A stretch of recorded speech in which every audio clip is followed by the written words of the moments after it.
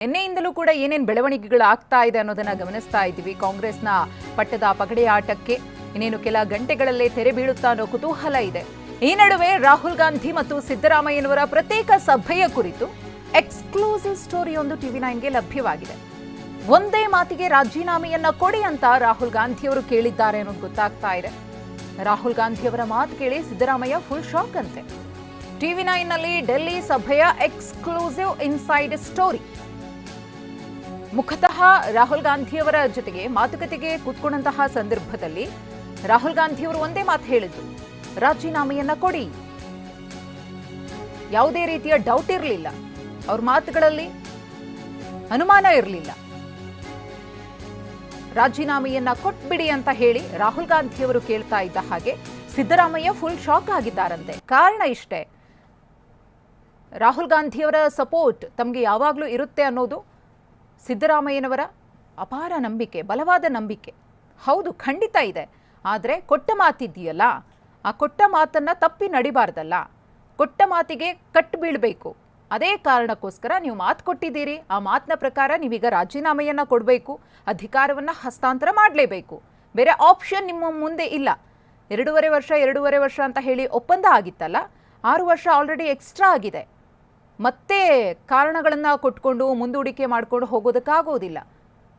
ಅದು ಬೇರೆ ಬೇರೆ ರೀತಿಯಲ್ಲಿ ಎಫೆಕ್ಟ್ಗಳಾಗುತ್ತೆ ಅಂತ ಹೇಳಿ ಸಭೆಯ ಸಂದರ್ಭದಲ್ಲಿ ಮಾತನಾಡಿದ್ದಾರೆ. 6 ತಿಂಗಳು ಈಗ ಆಲ್ರೆಡಿ ಎಕ್ಸ್ಟ್ರಾ ಆಗಿದೆ. ಮತ್ತೆ ಅದನ್ನು ಮುಂದೂಡಿಕೆ ಮಾಡಿಕೊಂಡು ಹೋದರೆ ಕಷ್ಟ ಆಗುತ್ತೆ. ಸಂಪುಟ ಪುನರ್ರಚನೆಗೆ ರೆಡಿಯಾಗಿ ಹೋಗಿದ್ದ ಸಿದ್ದರಾಮಯ್ಯ ಕೆಪಿಸಿಸಿ ಅಧ್ಯಕ್ಷರ ನೇಮಕಾತಿಯ ಬಗ್ಗೆ ಪ್ರಸ್ತಾಪಿಸಲು ಮುಂದಾಗಿತ್ತು. ಇದೇ ವಿಚಾರದಲ್ಲಿ ರಾಹುಲ್ ಮುಂದೆ ಆರಂಭಿಕ ಪ್ರಸ್ತಾವನೆ. ಆದರೆ ಏಕಾಏಕಿ ನೀವು ಸಿಎಂ ಸ್ಥಾನಕ್ಕೆ ರಾಜೀನಾಮೆಯನ್ನ ಕೊಡಿ ಅಂತ ರಾಹುಲ್ ಗಾಂಧಿಯವರು ಕೇಳ್ತಾ ಇದ್ದ ಹಾಗೆ ಸಿದ್ದರಾಮಯ್ಯನವರು ಶಾಕ್ ಆಗ್ತಾರೆ. ಇದು ಪಕ್ಷದ ಹೈಕಮಾಂಡ್ ನಿರ್ಧಾರ ಅಂತ ಹೇಳಿ ರಾಹುಲ್ ಗಾಂಧಿಯವರು ಕೂಡ ಹೇಳ್ತಾರೆ. ರಾಹುಲ್ ಗಾಂಧಿಯವರ ಮಾತು ಕೇಳಿ ಸಿದ್ದರಾಮಯ್ಯ ಸ್ಟನ್ ಆಗಿ ಕುಳಿತುಕೊಳ್ತಾರೆ. ಅಂದ್ರೆ ಏನು ತೋಚೋದೇ ಇಲ್ಲ ಅವ್ರಿಗೆ, ಏನ್ ಮಾತನಾಡಬೇಕು, ಮಾತುಗಳೇ ಬರ್ತಾ ಇಲ್ಲ. ಯಾಕಂದ್ರೆ ನಿರೀಕ್ಷೆ ಇಟ್ಕೊಂಡು ಹೋಗಿದ್ದಿದ್ರೆ ಅದನ್ನ ಎಕ್ಸ್ಪೆಕ್ಟ್ ಮಾಡಬಹುದಿತ್ತು. ಹೌದು, ಈ ತರ ಹೇಳಿದ್ದಾರೆ, ಇದೇ ಕಾರಣಕ್ಕೋಸ್ಕರ ನನ್ನನ್ನು ದೆಹಲಿಗೆ ಕರೆಸ್ಕೊಂಡಿದ್ದಾರೆ ಅಂತ ಹೇಳಿ ಆ ಒಂದು ಎಕ್ಸ್ಪೆಕ್ಟೇಷನ್ ಮೇಲೆ ಹೋಗಿದ್ದಿದ್ರೆ ಸಿದ್ದರಾಮಯ್ಯನವರು ಆ ರೀತಿ ಸ್ಟನ್ ಆಗ್ತಿರ್ಲಿಲ್ಲ, ಶಾಕ್ ಆಗ್ತಿರ್ಲಿಲ್ಲ, ಗಲಿಬಿಲಿ ಆಗ್ತಿರ್ಲಿಲ್ಲ, ರಿಸೀವ್ ಮಾಡ್ತಾ ಇದ್ರು. ಹೌದು, ಇದೇ ವಿಚಾರಕ್ಕೆ ನನ್ನನ್ನು ಕರೆದಿದ್ರು, ಮಾತನಾಡಿದ್ದಾರೆ, ನಾನು ಒಪ್ಕೊಂಡಿದ್ದೀನಿ, ಬಿಟ್ಕೊಡ್ತೀನಿ ಅಂತ ಹೇಳಿ. ಆದರೆ ಹೈಕಮಾಂಡ್ನಿಂದ ಕರೆ ಬಂತು, ಸೀದಾ ಹೋದ್ರು. ನಿನ್ನೆ ಮೀಟಿಂಗ್ಗಳು ನಡೀತು. ಮೀಟಿಂಗ್ನ ವೇಳೆ ರಾಹುಲ್ ಗಾಂಧಿಯವರನ್ನ ಭೇಟಿಯಾದಾಗ 1-to-1 ಸಭೆ ನಡಿಬೇಕಿದ್ರೆ ರಾಜೀನಾಮೆಯನ್ನ ಕೊಡಿ ಸಿದ್ದರಾಮಯ್ಯನವರೇ ಅಂತ ರಾಹುಲ್ ಗಾಂಧಿಯವರು ಕೇಳಿದಾಗ ಸಿದ್ದರಾಮಯ್ಯನವರು ಫುಲ್ ಶಾಕ್ ಆಗಿದ್ದಾರೆ. ನಾನು ಎಕ್ಸ್ಪೆಕ್ಟೇ ಮಾಡಿರಲಿಲ್ವಲ್ಲ ಇಂತಹ ಒಂದು ಬೆಳವಣಿಗೆಯನ್ನ. ರಾಹುಲ್ ಗಾಂಧಿಯವರು ರಾಜೀನಾಮೆ ಕೇಳ್ತಿದ್ದಾರಲ್ಲ, ಇನ್ನು2 ವರ್ಷ ಇದೆ, ಹೇಗಾದ್ರೂ ಈ 5 ವರ್ಷವನ್ನ ಪೂರೈಸಿಕೊಳ್ಳೋ ಆಲೋಚನೆಯಲ್ಲಿ ಸಿದ್ದರಾಮಯ್ಯನವರು ಇದ್ರ ಹಾಗಿದ್ರೆ ಅವರ ಹಾವ ಭಾವ ರಾಹುಲ್ ಗಾಂಧಿಯವರ ಮುಂದೆ ಹಾಗೇನೇ ಇತ್ತ. ಇಂತಹ ಒಂದಷ್ಟು ಇನ್ಸೈಡ್ ಕುತೂಹಲಕಾರಿ ಬೆಳವಣಿಗೆಗಳು ಕೂಡ ನಿನ್ನೆಯ ಸಭೆಯಲ್ಲಿ ನಡೆದಿದೆ. ರಾಹುಲ್ ಗಾಂಧಿಯವರ ಮನವೊಲಿಕೆ ಯತ್ನವನ್ನ ಕೂಡ ಆ ಸಂದರ್ಭದಲ್ಲಿ ಸಿದ್ದರಾಮಯ್ಯ ಮಾಡಿದ್ದಾರೆ. ಸ್ವಲ್ಪ ಯೋಚನೆ ಮಾಡಬೇಕು, ಕಾಲಾವಕಾಶವನ್ನ ಕೊಡಿ ಅಂತ ಹೇಳಿ ಮನವಿಯನ್ನ ಮಾಡಿಕೊಂಡಿದ್ದಾರೆ ಅನ್ನೋದು ಗೊತ್ತಾಗ್ತಾ ಇದೆ. ಎಷ್ಟು ದಿನ ಟೈಮ್ ಕೇಳಿದ್ರು ಸಿದ್ದರಾಮಯ್ಯ? 15 ದಿನ, ಅಟ್ಲೀಸ್ಟ್ ಒಂದು 15 ದಿನ ಟೈಮ್ ಕೊಡಿ. ಜಾತಿ ಗಣತಿ ವರದಿ ಅನುಷ್ಠಾನ ನನ್ನ ಕನಸಾಗಿದೆ, ಜಾತಿ ಗಣತಿ ವರದಿಯನ್ನು ಸ್ವೀಕರಿಸಲು ಅವಕಾಶ ಮಾಡಿಕೊಡಿ. ಅದಾದ್ಮೇಲೆ ಬೇಕಿದ್ರೆ ಈ ಬಗ್ಗೆ ನಾವು ಮಾತನಾಡೋಣ, ಪ್ರಸ್ತಾಪಿಸೋಣ ಅಂತ ಹೇಳಿದ್ದಾರೆ. ಆದರೆ ಸುತಾರಾಮ್ ಅದಕ್ಕೆ ರಾಹುಲ್ ಗಾಂಧಿಯವರು ಒಪ್ಕೊಂಡಿಲ್ಲ. ಸಿದ್ದರಾಮಯ್ಯನವರ ಮನವಿಯನ್ನ ತಿರಸ್ಕರಿಸಿದ್ದಾರೆ. ಹೆಚ್ಚಿನ ಸಮಯ ನೀಡುವುದಕ್ಕೆ ಸಾಧ್ಯವಿಲ್ಲ, ಇನ್ನು 2 ದಿನ ಟೈಮ್ ನಿಮ್ಗೆ, 2 ದಿನಗಳ ಒಳಗೆ ರಾಜೀನಾಮೆಯನ್ನ ಕೊಡಿ ಅಂತ ಖಡಕ್ ಆಗಿ ಸೂಚನೆಯನ್ನ ಕೊಟ್ಟಿದ್ದಾರಂತೆ ರಾಹುಲ್ ಗಾಂಧಿಯವರು. ರಾಹುಲ್ ಅವರ ಮಾತಿಗೆ ಮತ್ತೆ ಮರುಮಾತಾಡಿಲ್ಲ ಸಿದ್ದರಾಮಯ್ಯನವರು. ಸಮ್ಮತಿಯನ್ನ ಸೂಚಿಸಲೇಬೇಕು. ಅಂತಹ ಪರಿಸ್ಥಿತಿಯಲ್ಲಿ ಸಿದ್ದರಾಮಯ್ಯನವರಿದ್ದಾರೆ. ಕಾರಣಗಳೇನೇ ಕೊಟ್ಟರು ಅದನ್ನ ಒಪ್ಕೊಳ್ಳೋಕೆ ಹೈಕಮಾಂಡ್ ತಯಾರಿಲ್ಲ ಈ ಹಂತದಲ್ಲಿ. ಈ ಕುರಿತು ಮತ್ತಷ್ಟು ಮಾಹಿತಿಯನ್ನ ಕೊಡೋದಕ್ಕೆ ನಮ್ಮ ಪ್ರತಿನಿಧಿ ಪ್ರಮೋದ್ ಇದೀಗ ನೇರ ಸಂಪರ್ಕದಲ್ಲಿದ್ದಾರೆ. ಪ್ರಮೋದ್, ರಾಹುಲ್ ಗಾಂಧಿಯವರಿಂದ ಖಡಕ್ಕಾಗಿ ರಾಜೀನಾಮೆ ವಿಚಾರದಲ್ಲಿ ಸಿದ್ದರಾಮಯ್ಯನವರಿಗೆ ಸೂಚನೆ ಹೋಯಿತು ಅನ್ನೋದು ನಿನ್ನೆ ಸಭೆಯ ಇನ್ಸೈಡ್ ಡೀಟೇಲ್ಸ್. ಏನೆಲ್ಲ ಕಾನ್ವರ್ಸೇಷನ್ ಆಯಿತು, ಯಾವ ರೀತಿಯಾಗಿ ಸಿದ್ದರಾಮಯ್ಯನವರು ರಾಜೀನಾಮೆ ವಿಚಾರವನ್ನ ಪ್ರಸ್ತಾಪಿಸ್ತಾ ಇದ್ದಂತೆ ಶಾಕ್ ಆದ್ರು ಅಂತ?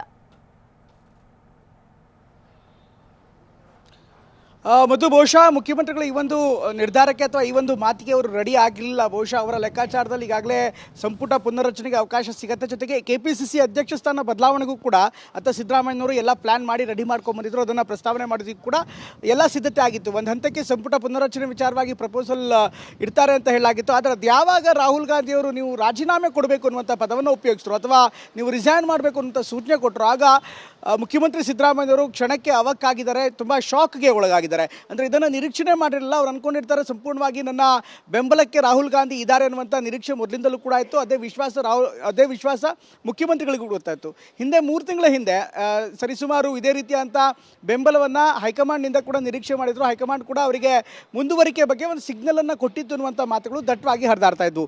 ಅದರಲ್ಲೂ ರಾಹುಲ್ ಗಾಂಧಿ ಅವರು ನನ್ನ ಬೆಂಬಲಕ್ಕೆ ಗಟ್ಟಿಯಾಗಿ ನಿಂತಿದ್ದಾರೆ ಅನ್ನುವಂಥ ಒಂದು ವಿಶ್ವಾಸ, ಅಚಲವಾದಂಥ ನಂಬಿಕೆ ಅವರಿಗಿತ್ತು.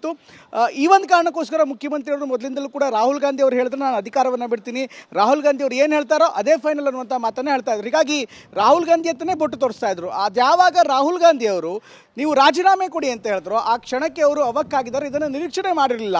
ಶಾಕ್ಗೆ ಒಳಗಾಗಿ ಕೆಲ ಹೊತ್ತು ಅವರು ಯಾವುದೇ ರೀತಿಯಂಥ ಮಾತುಗಳನ್ನು ಆಡಿಲ್ಲ ಅಥವಾ ಅದನ್ನು ಡಿಬೇಟ್ ಏನು ಆಗ್ತಾ ಇತ್ತು, ಇಬ್ಬರ ನಡುವೆ ಮಾತುಕತೆ ಏನಾಗಿತ್ತು ಅದನ್ನು ಸಂಪೂರ್ಣಗೊಳಿಸೋದಕ್ಕೆ ಕೂಡ ಸ್ವಲ್ಪ ತಡವಡಿಸಿರು ಅನ್ನುವಂಥ ಮಾಹಿತಿ ಕೂಡ ಲಭ್ಯವಾಗ್ತದೆ. ಅದಾದ ಬಳಿಕ ಸಮಯವನ್ನು ಕೇಳಿದ್ದಾರೆ. ಈಗ ತತ್ಕ್ಷಣಕ್ಕೆ ರಾಜೀನಾಮೆ ಕೊಡೋದಕ್ಕಿಂತ ನನಗೆ 15 ದಿನಗಳ ಕಾಲ ಅವಕಾಶ ಕೊಡಿ ಎನ್ನುವಂಥ ಮನವಿಯನ್ನು ಕೂಡ ಅವರು ಮಾಡಿದ್ದಾರೆ. ಯಾಕೆಂದರೆ ಈಗಾಗಲೇ ಜಾತಿ ಗಣತಿ ಇದೆ, ಜಾತಿ ಗಣತಿ ಅನುಷ್ಠಾನ ಮಾಡಬೇಕಾಗಿದೆ. ಜಾತಿ ಗಣತಿ ಅನುಷ್ಠಾನ ನಮ್ಮೆಲ್ಲರ ಕನಸು ಕೂಡ ಹೌದು. ಹೀಗಾಗಿ ಜಾತಿ ಗಣತಿ ನನ್ನ ಅವಧಿಯಲ್ಲಿ ಆಗಿರುವಂಥ ಹಿನ್ನೆಲೆಯಲ್ಲಿ ಆ ಜಾತಿ ಗಣತಿಯ ವರದಿಯನ್ನು ಸ್ವೀಕರಿಸೋದಕ್ಕಾದ್ರೂ ಟೈಮ್ ಕೊಡಿ ಅಂತ ಕೇಳಿದರು. ಆದರೆ ಅದಕ್ಕೂ ಕೂಡ ರಾಹುಲ್ ಗಾಂಧಿ ಅವಕಾಶ ಮಾಡಿಕೊಟ್ಟಿಲ್ಲ. ಅಂದರೆ ಇಂಥ ಯಾವುದೇ ರೀತಿಯಂಥ ನಿರ್ಧಾರಗಳು ಮಾಡೋದಕ್ಕೆ ಸಾಧ್ಯ ಇಲ್ಲ. ಯಾಕೆಂದರೆ ಇದು ಪಕ್ಷದ ನಿರ್ಧಾರ, ಹೈಕಮಾಂಡ್ನ ನಿರ್ಧಾರ. ಈಗಾಗಲೇ ನಿರ್ಧಾರವನ್ನು ತೆಗೆದುಕೊಂಡಾಗಿದೆ. ಹೀಗಾಗಿ ಪಕ್ಷದ ಮುಂದಿನ ಹಿತದೃಷ್ಟಿಯನ್ನು ಗಮನದಲ್ಲಿಟ್ಕೊಂಡು, ಸರ್ಕಾರದ ದೃಷ್ಟಿಯನ್ನು ಗಮನದಲ್ಲಿಟ್ಕೊಂಡು ನೀವು ರಾಜೀನಾಮೆ ಕೂಡಲೇ ಕೊಡಬೇಕು. 2 ದಿನಗಳ ಒಳಗಡೆ ರಾಜೀನಾಮೆ ಪತ್ರವನ್ನು ಸಲ್ಲಿಕೆ ಮಾಡಿ ಅನ್ನುವಂಥ ಸೂಚನೆಯನ್ನು ಕೊಟ್ಟಿದ್ದಾರೆ. ಅದಾದ ಬಳಿಕ ಹೆಚ್ಚಿನ ಮಾತನ್ನು ಮುಖ್ಯಮಂತ್ರಿಗಳು ಕೂಡ ಏನಾಡಿಲ್ಲ. ಇನ್ನು ಈ AICCಯಲ್ಲಿ ಇದೆಲ್ಲವೂ ಸಭೆ ಆದ ಬಳಿಕ ಮುಖ್ಯಮಂತ್ರಿಗಳೇನು ಹೊರಗಡೆ ಬರ್ತಾರೆ ಅಂದರೆ ಸಭೆ ಮುಗಿಸಿ AICC ಕಚೇರಿಯಿಂದ ಆಚೆ ಬರ್ತಾರೆ. ಮುಖ್ಯಮಂತ್ರಿ ಜೊತೆಗೆ ಸುರ್ಜೇವಾಲಾ, KC ವೇಣುಗೋಪಾಲ್, DK ಎಲ್ಲರೂ ಕೂಡ ಬರ್ತಾರೆ. ಆ ಬರುವಿಕೆ ಸಂದರ್ಭದಲ್ಲಿ ಮುಖ್ಯಮಂತ್ರಿಗಳ ಮುಖ ನೋಡಿದ್ರೆ ಗೊತ್ತಾಗದೆ ತುಂಬ ಬೇಸರದಲ್ಲಿ, ತುಂಬ ಮ್ಲಾನವದರಾಗಿ ಅಥವಾ ತುಂಬ ಬೇಸರದ ಮುಖದಲ್ಲಿ ಅವರು ಆಚೆ ಬರ್ತಾರೆ. ಯಾರ ಜೊತೆಗೂ ಕೂಡ ಸೂಕ್ತವಾಗಿ ಮಾತು ಕೂಡ ಆಗಿಲ್ಲ. ಅನಂತರ ಚುಟುಕಾದ ಪತ್ರಿಕಾಗೋಷ್ಠಿಯನ್ನು ನಡೆಸಿದ ಬಳಿಕ ಅಲ್ಲೇ ಇದ್ದಂಥ ನಾಯಕರಿಗೆ ಕೈಕೊಟ್ಟು ಕಾರ್ ಹತ್ತಿ ಹೊರಗಡೆ ತಳ್ತಾರೆ. ಹೀಗಾಗಿ ರಾಹುಲ್ ಗಾಂಧಿಯವರ ಮಾತು ಅವರು ನಿರೀಕ್ಷೆ ಮಾಡಿರಲಿಲ್ಲ ಮುಖ್ಯಮಂತ್ರಿಗಳು. ರಾಹುಲ್ ಗಾಂಧಿಯವರ ಈ ರಾಜೀನಾಮೆ ಪದದಿಂದನೇ ಅವರು ಶಾಕ್ ಆಗಿದ್ದಾರೆ. ನಿಜಕ್ಕೂ ಆ ಶಾಕ್ನಿಂದ ಬಹುಶಃ ಇದುವರೆಗೂ ಹೊರಗಡೆ ಬಂದಿಲ್ಲ. ಪ್ರಮೋದ್ ಹಾಗೆ ಸಂಪರ್ಕದಲ್ಲಿರಿ.